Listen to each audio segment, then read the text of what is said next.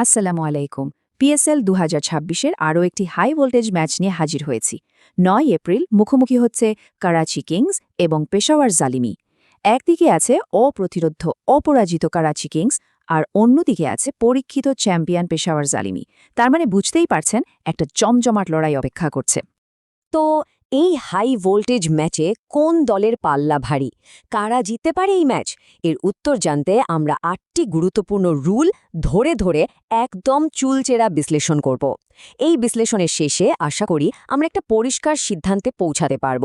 তো চলুন আর দেরি না করে শুরু করা যাক। তো আমরা এখন শুরু করতে যাচ্ছি আমাদের মূল বিশ্লেষণ পর্ব। প্রতিটি নিয়ম ধরে ধরে আমরা দেখব দুই দলের শক্তি আর দুর্বলতার জায়গাগুলো কোথায়। আর আমাদের প্রথম নিয়ম হল টিম স্ট্রেংথ বা দলের সামগ্রিক শক্তি। প্রথমেই যদি আমরা দলগত শক্তির দিকে তাকাই, করাচি কিংসের ব্যাটিং লাইন আপটা কিন্তু সাংঘাতিক। আজম খানের মতো বিস্ফোরক ব্যাটসম্যান আছে, যিনি সম্প্রতি ৩৪ বলে ৭৪ রানের একটা ইনিংস খেলে এসেছেন। অন্যদিকে পেশাওয়ারের ব্যাটিংটা কিন্তু বাবর আজমের ওপর অনেকটাই নির্ভরশীল, যেটা বড় ম্যাচে একটা কৌশলগত দুর্বলতা হয়ে দাঁড়াতে পারে। আর বোলিংয়ের কথা বললে, করাচির হাসান আলী আর জ্যাম্পার কম্বিনেশনটা পেশাওয়ারের বোলিং অ্যাটাকের চেয়ে অনেক বেশি ভারসাম্যপূর্ণ আর বৈচিত্র্যময়। সুতরাং বুঝতেই পারছেন, প্রথম নিয়মে ব্যাটিং ডেপথ আর বোলিংয়ের ভারসাম্যের কারণে করাচি কিংস কিন্তু পরিষ্কারভাবেই এগিয়ে থাকছে। আচ্ছা, এবার দেখা যাক মাঠের কন্ডিশন কার পক্ষে কথা বলছে। করাচি বা লাহোরের রাতের ম্যাচে পিচার কন্ডিশন কিন্তু একটা বিশাল বড় ব্যাপার। পিচ সাধারণত ফ্ল্যাট থাকে, মানে ব্যাটসম্যানদের জন্য বেশ সহায়ক। কিন্তু আসল খেলাটা হয় শিশির নিয়ে। শিশিরের কারণে দ্বিতীয় ইনিংসে বল গ্রিপ করা কঠিন হয়ে যায়, আর এটা পরে ব্যাট করা দলের জন্য একটা বিশাল সুবিধা তৈরি করে দেয়। হ্যাঁ, শিশিরের সুবিধা তো যে দলেই পরে ব্যাট করবে তারাই পাবে, কিন্তু করাচি কিংস কিন্তু অলরেডি ১৯৭ রানের মতো বিশাল টার্গেট তারা করে জিতেছে। এই যে কঠিন পরিস্থিতিতে চাপ সামলানোর একটা প্রমাণিত মানসিক শক্তি, এটাই তাদের এই নিয়মে সামান্য হলেও এগিয়ে রাখছে। হেড টু হেড রেকর্ডে একটা মজার ব্যাপার আছে। ঐতিহাসিকভাবে পেশাওয়ারের দাপট থাকলেও এই সিজনে করাচির অপ্রতিরোধ্য ফর্ম কিন্তু পুরো সমীকরণটাই বদলে দিয়েছে। আর সবচেয়ে বড় ড্রামাটা হলো বাবর আজম তার পুরনো দলের বিপক্ষেই এবার ক্যাপ্টেন। এটা কিন্তু ম্যাচে একটা অন্যরকম মনস্তাত্ত্বিক মাত্রা যোগ করবে। মানে একদিকে ইতিহাস আর অন্যদিকে বর্তমান ফর্ম, তাই এই রোলে কাউকেই এককভাবে এগিয়ে রাখা যাচ্ছে না। ব্যাপারটা একদম 50-50, তাই আমাদের সিদ্ধান্ত নিরপেক্ষ। সাম্প্রতিক ফর্মের দিকে তাকালে দুই দলের মধ্যে পার্থক্যটা কিন্তু বেশ পরিষ্কার। করাচি কিংস বড় বড় দলগুলোকে হারিয়ে টানা ৩টে ম্যাচ জিতেছে, আর অন্যদিকে পেশাওয়ার জালমিকে দেখুন, তারা অপেক্ষাকৃত দুর্বল হায়দ্রাবাদের বিপক্ষে জিততে জিততে শেষ বল পর্যন্ত চলে গেছে। এটা তাদের ব্যাটিংয়ের গভীরতা নিয়ে একটা প্রশ্ন কিন্তু তুলে দেয়। তো এই জায়গাটায় কোনো সন্দেহ নেই, সাম্প্রতিক ফর্মের দিক থেকে করাচি কিংসের ধারাবাহিক আর প্রভাবশালী পারফরম্যান্স তাদের একদম পরিষ্কারভাবে এগিয়ে রাখছে। চলুন এবার আমরা পরবর্তী নিয়মে যাই।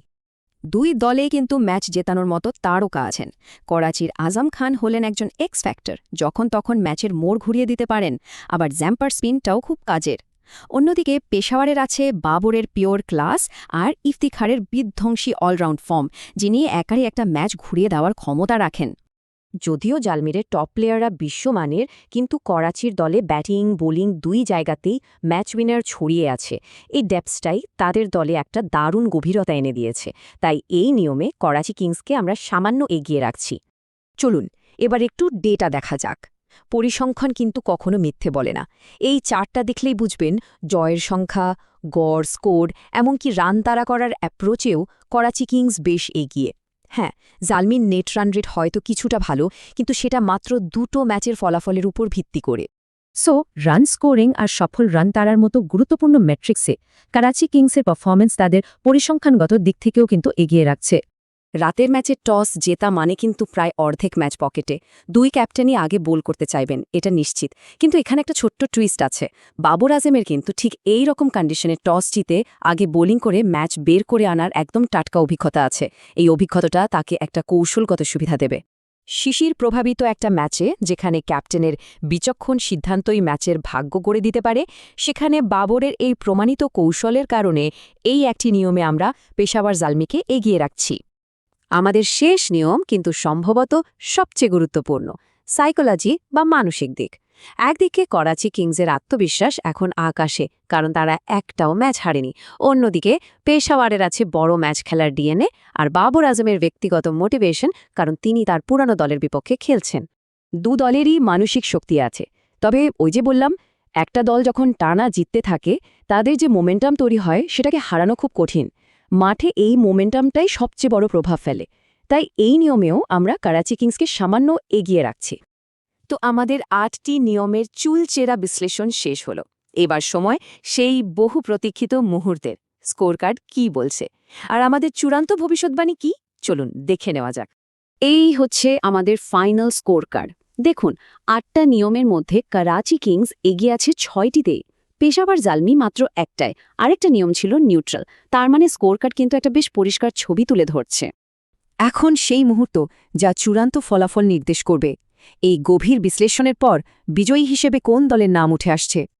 আমাদের পুঙ্খানুপুঙ্খ বিশ্লেষণ শেষে এই ম্যাচের সম্ভাব্য বিজয়ী দল করাচি কিংস। কেন আমরা এটা বলছি? এর পেছনে ৩টি মূল কারণ আছে।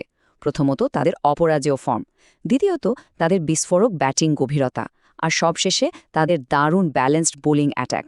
তবে হ্যাঁ, একটা কথা মনে রাখতে হবে, এটা কিন্তু আমাদের বিশ্লেষণ ভিত্তিক পূর্বাভাস। ক্রিকেট গরম হয় অনিশ্চয়তার খেলা, মাঠে যে কোনো কিছুই হতে পারে। তো বন্ধুরা, এই ছিল আজকের ম্যাচ নিয়ে আমাদের বিস্তারিত বিশ্লেষণ। আপনাদের কি মনে হয়? কমেন্ট বক্সে অবশ্যই জানান, করাচির এই জয়ের ধারা কি অব্যাহত থাকবে, নাকি বাবর আজম তার পুরনো দলের বিপক্ষে কোনো চমক দেখাবেন? যদি এই বিশ্লেষণ ভালো লেগে থাকে তাহলে চ্যানেলটা সাবস্ক্রাইব করতে ভুলবেন না, আর বেল আইকনটা প্রেস করে রাখুন যাতে পরের ম্যাচের বিশ্লেষণ সবার আগে আপনার কাছে পৌঁছে যায়। দেখা হবে পরের ভিডিওতে। আল্লাহ হাফেজ।